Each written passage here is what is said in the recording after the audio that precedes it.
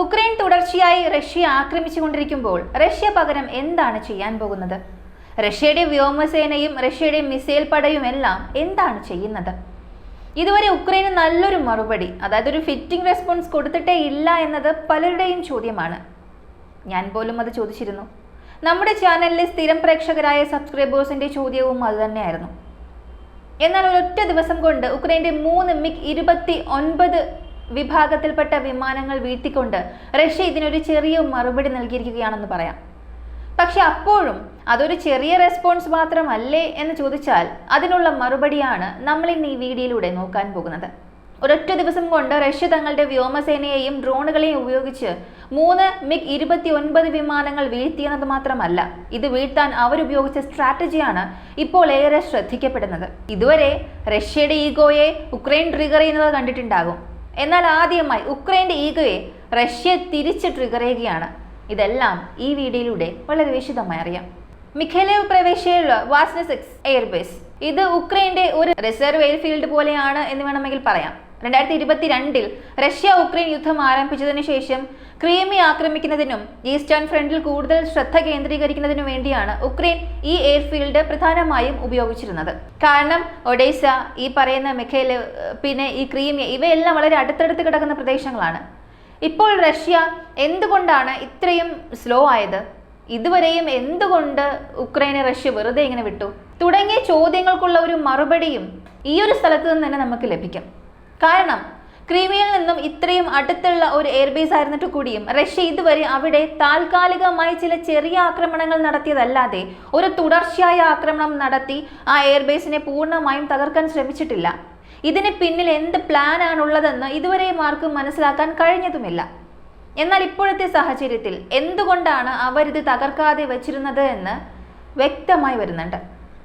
ശരി, അപ്പോൾ അവിടെ എന്താണ് സംഭവിച്ചതെന്ന് നോക്കാം. ഈ മിഖൈലവ് എയർബേസിൽ ഏകദേശം 5ഓളം MiG-29 വിമാനങ്ങളുണ്ട്. ഇങ്ങനെയാണ് പറയപ്പെടുന്നത്. ആദ്യം നമുക്ക് MiG-29 വിമാനങ്ങളെ കുറിച്ച് നോക്കാം. ഉക്രൈന്റെ ആയുധശേഖരത്തിൽ നിലവിലുള്ളതിൽ വെച്ച് കുറച്ചുകൂടി അഡ്വാൻസ്ഡ് ആയ വിമാനമാണിത്. ലോകരാജ്യങ്ങളുടെ ഇന്നത്തെ നിലവാരവുമായി താരതമ്യം ചെയ്യുമ്പോൾ ഇത് പഴയതാണെങ്കിലും ഉക്രൈന്റെ കൈവശമുള്ളതിൽ വെച്ച് ഏറ്റവും ശേഷിയുള്ള വിമാനമാണിതെന്ന് പറയാം. കാരണം അവർ അതിൽ ചില സാങ്കേതികപരമായ നവീകരണങ്ങൾ വരുത്തിയിട്ടുണ്ട്. കൂടാതെ പാശ്ചാത്യ രാജ്യങ്ങൾ നിർമ്മിച്ച ആയുധങ്ങൾ, വെസ്റ്റേൺ മെയ്ഡ് വെപ്പൺസ്, ഇതിൽ നിന്നും തൊടുക്കാൻ പാകത്തിലുള്ള അപ്ഗ്രേഡുകളും അവർ ചെയ്തിട്ടുണ്ട്. കൂടാതെ പാശ്ചാത്യ രാജ്യങ്ങൾ നിർമ്മിച്ച ആയുധങ്ങൾ ഇതിൽ നിന്നും തൊടുക്കാൻ തക്കവണ്ണമുള്ള അപ്ഗ്രേഡുകളും അവർ ചെയ്തിട്ടുണ്ട്. 2022 റഷ്യ ഉക്രൈൻ യുദ്ധം തുടങ്ങുന്നതിന് മുൻപ് ഉക്രൈന്റെ പക്കൽ ഏകദേശം 39 MiG-29 വിമാനങ്ങൾ ഉണ്ടായിരുന്നതായാണ് കണക്കുകൾ. എന്നാൽ ഇതുവരെ ഈ യുദ്ധത്തിൽ സ്ഥിരീകരിക്കപ്പെട്ട നാശനഷ്ടങ്ങൾ പരിശോധിച്ചാൽ, അതായത് റഷ്യ എയർ ടു എയർ കില്ലിലൂടെ തകർത്തതും ഈ വിമാനങ്ങൾ എയർബേസിൽ പാർക്ക് ചെയ്തിരുന്ന സമയത്ത് ആക്രമണം നടത്തി നശിപ്പിച്ചതുമെല്ലാം ചേർത്ത് 15ലധികം വിമാനങ്ങൾ തകർക്കപ്പെട്ട് കഴിഞ്ഞു. ട്രെയിനർ എയർക്രാഫ്റ്റുകളും കൂടെ ചേർത്താണ് ഈ 39 എന്ന കണക്കുണ്ടായിരുന്നത്. അതുകൊണ്ട് ഇപ്പോൾ ആകെ നോക്കിയാൽ ഏകദേശം 18 മുതൽ 24 വരെ വിമാനങ്ങൾ മാത്രമേ ഇനി ബാക്കി ഉണ്ടാവുകയുള്ളൂ എന്നാണ് കരുതപ്പെടുന്നത്. ഈ MiG-29 വിമാനങ്ങൾ ഉക്രൈൻ വ്യോമസേനയ്ക്ക് ഏറ്റവും അത്യാവശ്യമായ ഒന്നാണ്. കാരണം ഉക്രൈൻ പൈലറ്റുമാർക്ക് ഇത് വളരെ പരിചിതമായ വിമാനങ്ങളാണ്. F-16 വിമാനങ്ങൾ യുദ്ധരംഗത്തേക്ക് വന്നപ്പോൾ പോലും എല്ലാവരും ചൂണ്ടിക്കാണിച്ച ഒരു വലിയ പോരായ്മ ഇതായിരുന്നു. സോവിയറ്റ് കാലഘട്ടത്തിലെ വിമാനങ്ങൾ കൈകാര്യം ചെയ്ത് ശീലിച്ചവർക്ക് MiG-29 ഉപയോഗിക്കുന്നത് വളരെ എളുപ്പമായിരിക്കും. എന്നാൽ F-16 വരുമ്പോൾ അവർക്ക് എത്ര തന്നെ ട്രെയിനിങ് കൊടുത്താലും ഈ ചുരുങ്ങിയ സമയത്തിനുള്ളിൽ അതുമായി പൊരുത്തപ്പെടാൻ പൈലറ്റുമാർക്ക് കഴിയില്ല. അതുകൊണ്ടാണ് പഴയ സോവിയറ്റ് യൂണിയൻ രാജ്യങ്ങളുടെ പക്കൽ നിന്നും പഴയതാണെങ്കിൽ പോലും കുഴപ്പമില്ല എന്ന് പറഞ്ഞ് ഇതേ MiG-29 വിമാനങ്ങൾ വാങ്ങി ഉക്രൈന് നൽകാൻ തുടങ്ങിയത്. ഇപ്പോൾ റഷ്യ എന്താണ് ചെയ്തതെന്ന് വെച്ചാൽ, ഉക്രൈൻ തുടർച്ചയായി റഷ്യ ഇങ്ങനെ ചുറിഞ്ഞുകൊണ്ടിരുന്നപ്പോൾ ഒരു ചെറിയ മറുപടി അവർ ഈ സ്ഥലത്ത് വെച്ച് നൽകിയിരിക്കുകയാണ്. റഷ്യയുടെ 15ലധികം ജെറാൻ ഡ്രോണുകൾ ഈ എയർബേസിന് നേരെ കുതിച്ചെത്തി. ഇവിടെ ഉക്രൈന് പറ്റിയ ഏറ്റവും വലിയ തെറ്റെന്തെന്നാൽ ഈ ഡ്രോണുകൾ വരുന്നത് മുൻകൂട്ടി പ്രവചിക്കാൻ അവർക്ക് കഴിഞ്ഞില്ല എന്നതാണ്. ഒരു ഡ്രോൺ പോലും വഴിയിൽ വെച്ച് തടുക്കാൻ അവർക്കായില്ല.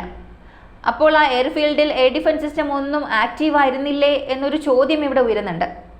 എന്നാൽ ആ എയർഫീൽഡ് ആക്റ്റീവ് ആയിരുന്നു.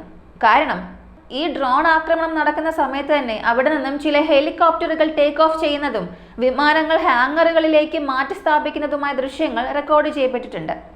അങ്ങനെ പുറത്ത് പാർക്കിങ്ങിൽ നിർത്തിയിട്ടിരുന്ന ഒരു MiG-29 വിമാനത്തിലേക്ക് 2 ജെറാൻ ഡ്രോണുകൾ വന്ന് ഇടിക്കുകയും അത് അവിടെ വെച്ച് തന്നെ പൂർണ്ണമായും പൊട്ടിത്തെറിക്കുകയും ചെയ്തു. വിമാനത്തിൽ ഒരു സെക്കൻഡറി എക്സ്പ്ലോഷനും ഉണ്ടായിട്ടുണ്ട്.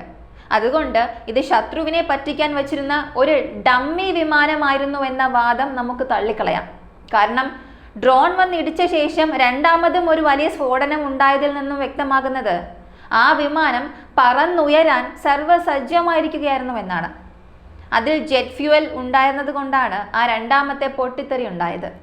അടുത്തതായി ഒരു ടണൽ ആകൃതിയിലുള്ള ഹാങ്ങറിനുള്ളിൽ നിർത്തിയിട്ടിരുന്ന മറ്റൊരു വിമാനം. ഡ്രോണുകളുടെ ഭീഷണിയെ ഭയന്നാണ് അവരതിനെ ഉള്ളിൽ കയറ്റി നിർത്തിയിരുന്നത്. എന്നാൽ ആ ഹാങ്ങറിനുള്ളിലേക്ക് പോലും തുളച്ചു കയറി റഷ്യൻ ഡ്രോണുകൾ പൊട്ടിത്തെറിച്ചു.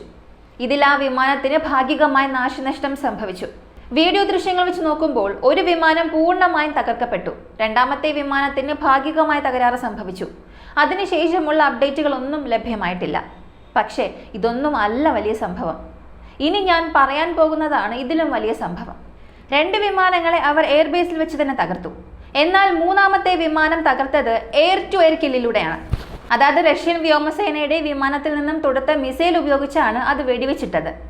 ഇതിനായി റഷ്യ വളരെ വലിയൊരു സ്ട്രാറ്റജിയാണ് ഫോളോ ചെയ്തത്. കഴിഞ്ഞ ദിവസം രാത്രി വളരെ പ്രധാനപ്പെട്ട ഒരു അപ്ഡേറ്റ് വന്നിരുന്നു. റഷ്യ തുടർച്ചയായി യുക്രൈന്റെ തലസ്ഥാനമായ കീവിനും പോൾട്ടാവ പ്രദേശത്തിനും കൂടാതെ ക്രീമിക്ക് തൊട്ടടുത്തുള്ള സെറ്റോക്ക എന്ന് പറയുന്ന സ്ഥലത്തിനു മേലെ വൻതോതിൽ മിസൈലുകൾ വർഷിക്കുന്നു എന്നതായിരുന്നു അത്. നമ്മൾ ഈ ആക്രമണത്തിന്റെ പാറ്റേൺ നോക്കുകയാണെങ്കിൽ ക്രീമിയയിൽ നിന്നും തൊടുത്തതെല്ലാം KH-59 അല്ലെങ്കിൽ KH-69 വിഭാഗത്തിൽപ്പെട്ട ക്രൂയിസ് മിസൈലുകളായിരുന്നു. എന്നാൽ പോട്ടാവയിലേക്കും കീവിലേക്കും തൊടുത്തത് ഇസ്കാൻഡർ, സിർക്കോൺ തുടങ്ങിയ മാരക മിസൈലുകളാണ്. ഇപ്പോൾ ഉക്രൈന്റെ അവസ്ഥ എന്തെന്നാൽ അവരുടെ പക്കൽ എയർ ഡിഫൻസ് സിസ്റ്റത്തിന്റെ വലിയൊരു കുറവുണ്ട്. ഈ രീതിയിൽ വലിയ അളവിൽ മിസൈലുകൾ വരുമ്പോൾ അവർക്ക് എന്ത് ചെയ്യണമെന്നറിയില്ല. കാരണം ആ സമയത്ത് വലിയ തോതിൽ ഡ്രോണുകൾ റഷ്യ ഉപയോഗിച്ചിരുന്നില്ല. ആകെ ഇരട്ടാക്കത്തിൽ, അതായത് ഒരു 45 ഡ്രോണുകൾ മാത്രമാണ് റഷ്യ വിട്ടതെന്നാണ് റെക്കോർഡുകൾ പറയുന്നത്. ബാക്കിയുള്ളതെല്ലാം മിസൈലുകളായിരുന്നു.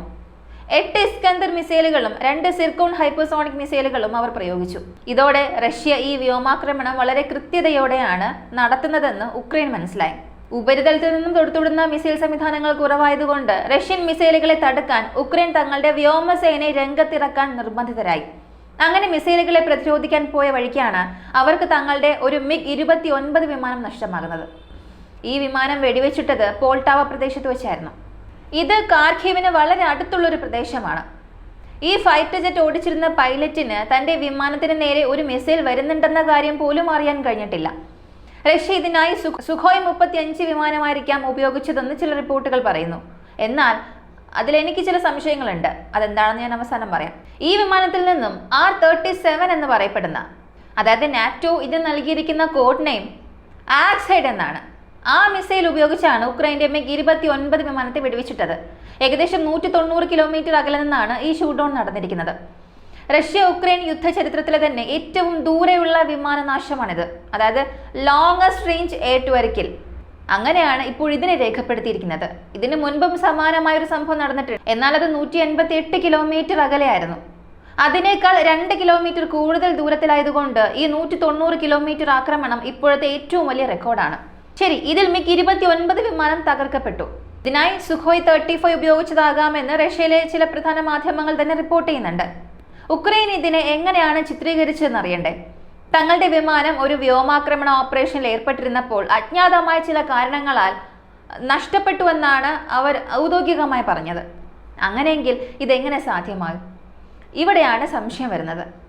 സുഖോയ് 35 ആണ് ഇതിനായി വന്നതെങ്കിൽ നാറ്റോയുടെ നിരീക്ഷണ വിമാനങ്ങൾക്കും റഡാറുകൾക്കും അവിടെ എപ്പോഴും പറന്നുകൊണ്ടിരിക്കുന്ന ഏവാക്സ് വിമാനങ്ങൾക്കും അതിനെ മുൻകൂട്ടി കണ്ടെത്താൻ കഴിയേണ്ടതായിരുന്നു.